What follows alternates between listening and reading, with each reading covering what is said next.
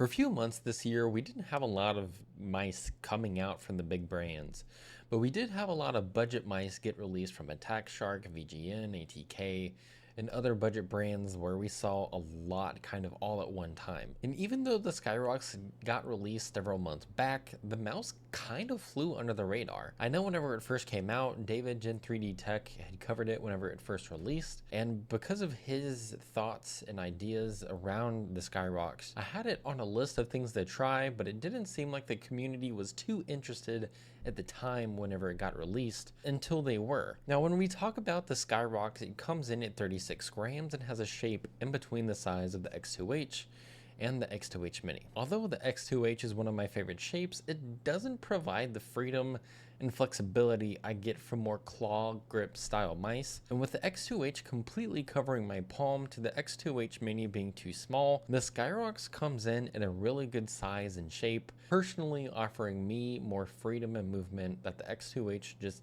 doesn't provide. Now, build quality wise, I've had no creaking, no flexing, no issues with the shell at all. And when we talk about the coating, they use an anti-slip paint that really feels good compared to other mice that I've been using lately. I don't feel the need to use grip tape or have a problem with losing grip whenever I sweat in game. For the switches, Scyrox went with Omron optical switches, which are easily the best opticals across the board. And in terms of the implementation, feel really good on this mouse. The scroll wheel feels really light and notchy. Stock skates aren't as good as what I've seen from other brands. However, they're not bad. They don't feel slow. And I mean, I obviously haven't felt a need to switch them out. I could always change them with dots or something else, but I haven't felt the need to do that. It does feel pretty comfortable whenever I play tracking games like Apex, so they are still fairly decent skates. The Scyrox comes with the newest 3950 sensor, and I haven't had any issues with any kind of stuttering in game. And last but not least, having a mouse that offers a 3950, especially with 8K implementation. Last but not least, having a mouse that offers a 3950 sensor with 8K implementation.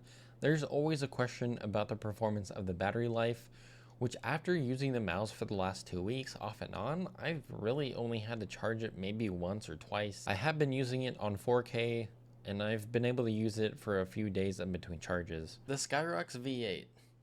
When we talk about a mouse that has a 3950 sensor, Omron opticals, good build quality, I would assume if I asked any single person just that alone, how much do you think that mouse would cost? I would think something around maybe the $100 to $150 range.